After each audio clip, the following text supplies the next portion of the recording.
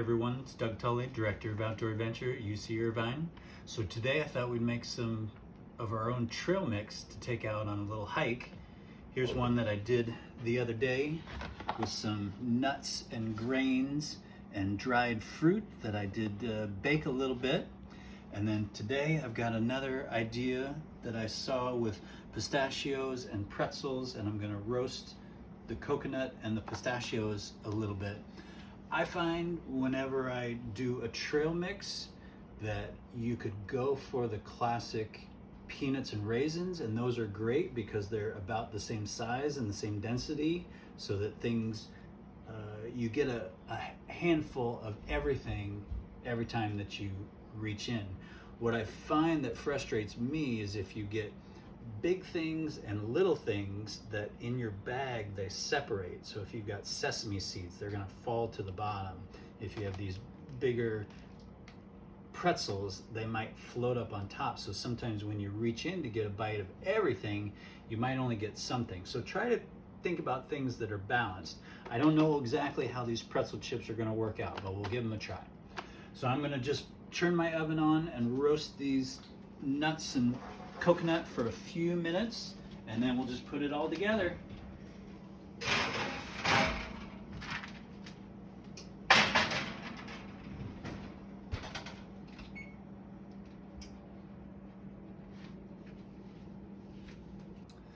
Now that we have our coconut toasted and our pistachios toasted, we're just going to put it together. Some recipes you will actually bake them together to get a little crispy. Some might use something like honey or peanut butter to kind of make things sticky like a ball, and other things are just loose ingredients. So just depending on the ingredients that you have and the way that you want it to come out is how you make your trail mix.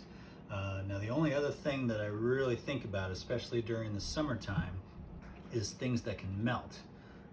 So these chocolate chips are a little bit dangerous to go in there because they can melt even when just warm hands are going in to scoop out the trail mix.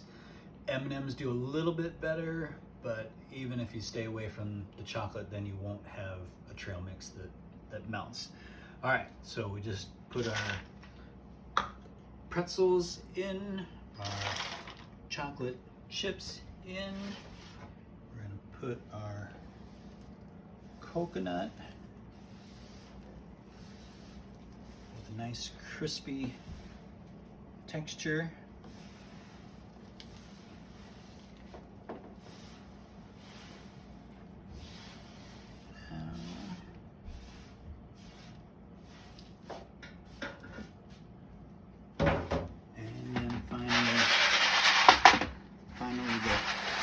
Roasted pistachios. And we just kind of give it a quick shake, and then we can take a little Ziploc bag so that we're ready to go on the trail tomorrow and load it all up, and there's our snack for the trail. Enjoy!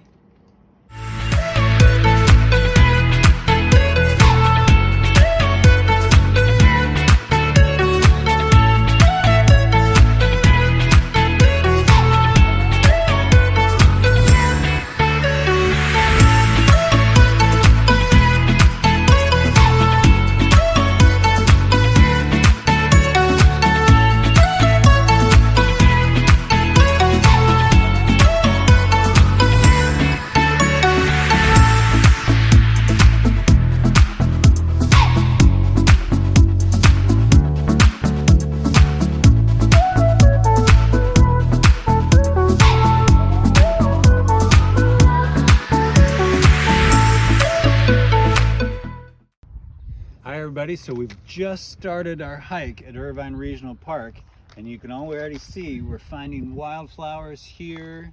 There's the yellow one, which is I think a weed. I don't know whether it's mustard, and all sorts of wildflowers. Something that looks like a daisy down there, but they'll be starting to pop up wherever you go.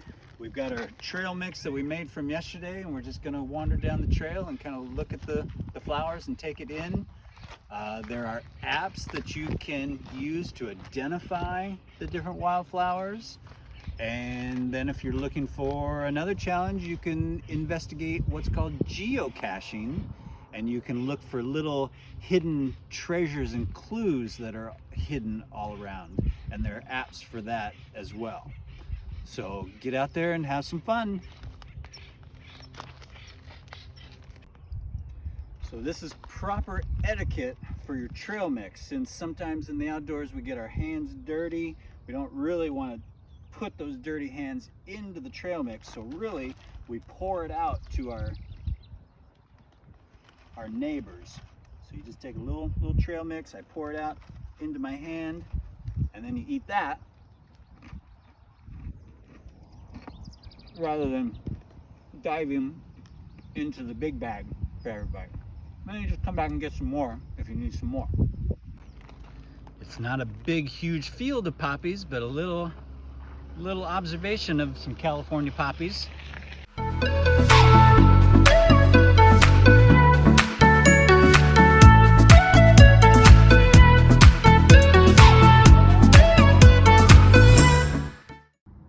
So after your hike, you might be inspired to do a little planting, a little gardening on your own.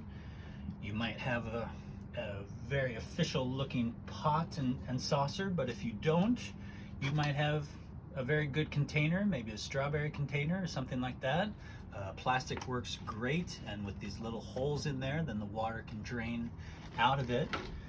I planted some radishes here from some seeds that we had. These are some red pepper seeds that I harvested from a red pepper last week.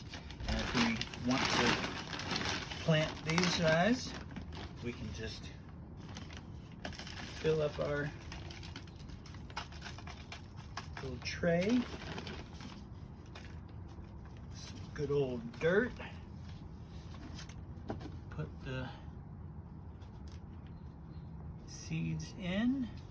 If you have some fertilizer, something like this, you can add these to it. Hopefully help them grow. A little bit goes a long way, so you don't have to do a whole lot. And we'll just cover the seeds.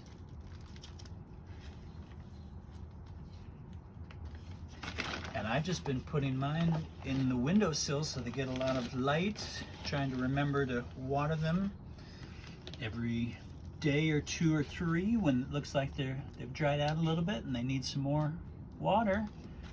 But there you go, there's your homemade plant container.